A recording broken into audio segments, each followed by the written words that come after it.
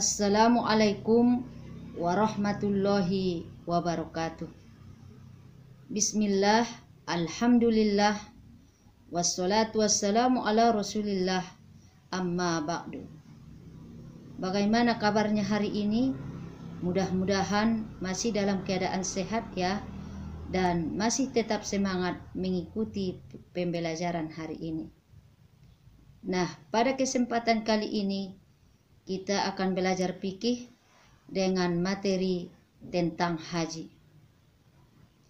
Haji merupakan rukun Islam yang kelima, di mana ibadah ini sangatlah istimewa.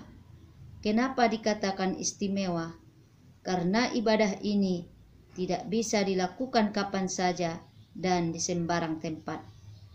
Akan tetapi, ibadah ini hanya bisa dilakukan pada musim haji dan di Masjidil Haram.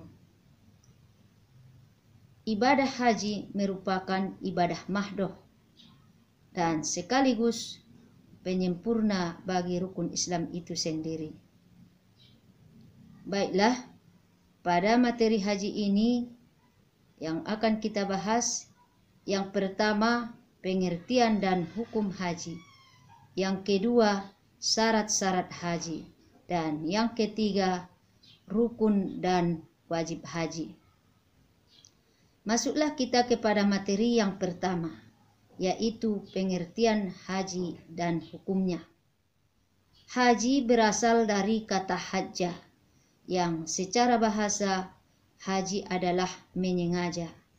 Sedangkan menurut syariat Islam, haji adalah menyengaja mengunjungi Ka'bah untuk melaksanakan ibadah-ibadah seperti ihram, tawaf, sa'i, wukuf, dan ibadah-ibadah lainnya untuk memenuhi panggilan Allah dan mengharapkan ridhonya semata. Nah, hukum haji itu adalah fardu ain, di mana diwajibkan atas seorang muslim satu kali seumur hidup apabila sudah mampu atau istitoah. Sebagaimana Allah mengatakan dalam Al-Quran, A'udzubillahi minasyaitonir rajim, Bismillahirrahmanirrahim. Walillahi 'alan nasi hijjul baiti man istata'a ilaihi sabila wa man kafara fa innallaha ghaniyun 'anil alamin. Yang artinya, dan di antara kewajiban manusia terhadap Allah adalah melaksanakan ibadah haji, yaitu bagi orang-orang yang mampu mengadakan perjalanan ke sana. Dan barang siapa yang mengingkari kewajiban ini, maka ketahuilah Allah Maha Kaya dan tidak memerlukan sesuatu apapun dari seluruh alam. Di dalam hadis Nabi juga dikatakan, Bunyal Islamu ala khamsin, syahadatu an la ilaha illallah wa anna Muhammadar Rasulullah, wa iqamis sholah, wa ita'iz zakah, wa hajjil baiti, wa shaumi Ramadan.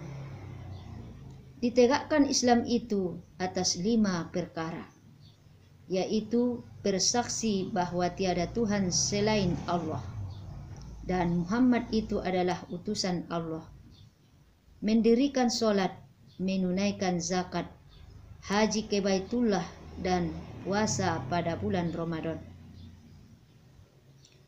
Nah, itulah kewajiban bagi seorang muslim di dalam melaksanakan ibadah haji apabila sudah, yaitu mampu atau istitoah. Selanjutnya syarat-syarat haji, yaitu beragama Islam, berakal sehat, balik, merdeka atau bukan hamba sahaya, kemudian kuasa atau istitoah. Yang dimaksud kuasa di sini yaitu sehat jasmani dan rohaninya, kemudian mempunyai biaya dan cukup bekal dalam perjalanan.